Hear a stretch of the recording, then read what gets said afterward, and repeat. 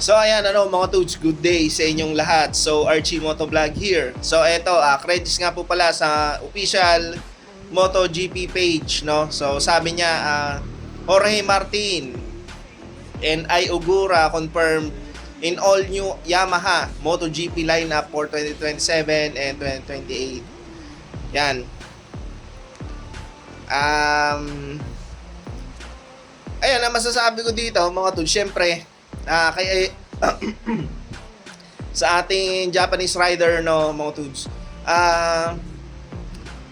masasabi kong tama ang desisyon niya na hindi siya sumama or hindi siya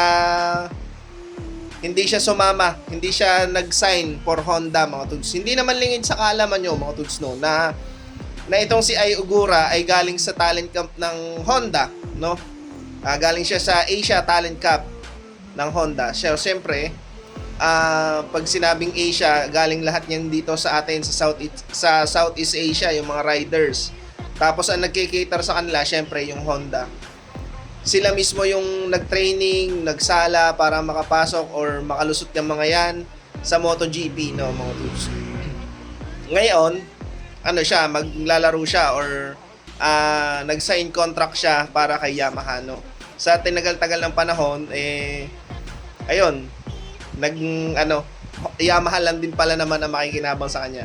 May mga nababasa pa nga akong article, mga Toads, na tinatawag nilang traidor itong si Ai Ogura. Pero sa isang banda, mga Toads, isa pang masasabi ko dito, magandang desisyon yung ginawa niya. Bakit kanyo? Kasi kung kayo ay nakasubaybay talaga sa MotoGP, hindi ganun kaganda o hindi ganun kaganda ang handling or yung package ng Honda, no, mga Toads.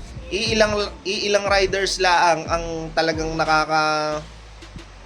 nakakapagdala ng malupit yan, tulad nila Dani Pedrosa, especially si Marc Marquez. Ayan, mga yan may kakaibang talent, no, especially si Marc Marquez na kaya niyang i-handle yung RC213B na motor ni Honda, na isa sa pinaka malulupit na motor sa MotoGP, no.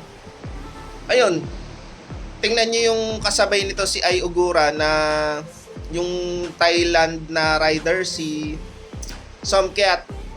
Ano nangyari sa kanya? Iisang taon lang siya na naglaro sa MotoGP, no, at nalipat na kagad siya sa World SBK kasi nga ayun, hindi niya kaya yung lakas ng motor ng Honda nung siya ay pumasok, no. Pero kung katulad siya ni Ai Ogura na pumasok siya or nag-sign siya sa ibang manufacturer na may mas magandang package, ganito yung mangyayari sa kanya, no. Pero hindi din natin alam kasi ayun, yung package ng Yamaha ngayon hindi kasing lakas ng package ni Aprilia saka ni Ducati, no, mga Toads. Mas better pa nga hindi ko lang din sure, pero sa tingin ko, mga Toads, mas better pa yung package ng KTM kumpara sa Honda saka sa Yamaha kung pag-uusapan ang today's era ng MotoGP. Pero alam naman natin na 2027 magbabago na ang MotoGP regulation, magiging 850cc, bagong package na lahat yung motor. Lahat ay parang back to zero, no, mga Toads. Tapos nandyan yung banning ng ride height device, no, mga Toads. Mawawala na yon. And then syempre, yun nga, panibagong laro. Ang isa pang pinagbago ng regulation ng 2027 kumpara sa naunang season, yung gulong. Magta-transition na sila from Michelin to Pirelli, no, mga Toads. So ito naman si Jorge Martin. Ang naman masasabi ko naman dito, syempre, hindi siya pinili ng Ducati, no, kaya ayan, nagkalamat din kasi ang relasyon nila ng Aprilia dahil nga 2025 season nadali kagad ng injury itong si Jorge Martin. Ayan, may masamang nung winter testing nung 2025, mga Toads, yung kumbaga yung nagte-testing sila ng motor, no, kung anong package yung kukunin nila, pipiliin, nag-crash itong si Jorge Martin. And malala ang nangyari sa kanya. Yung parang nagkabutas yata ang lungs nito, ni Jorge Martin. Ang tagal niya bago nakabawi. Kaya ngayong 2026 season, yan, lumalabas na naman ang pangalan niya sa mga podium, sa ano. Pero malakas talaga to. Malakas talaga siyang lumaro kasi siya yung 2024 MotoGP tama ba? 2024 MotoGP World Champion, no, si Jorge Martin. Kalaban niya naman si Pecco Bagnaia, si Pecco, no, mga tuds. Ang kalaban niya noon, Ducati, Factory Ducati si Pecco, siya naman ay Pramac Ducati, si Jorge Martin.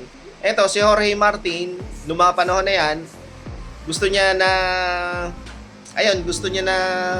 maging factory rider.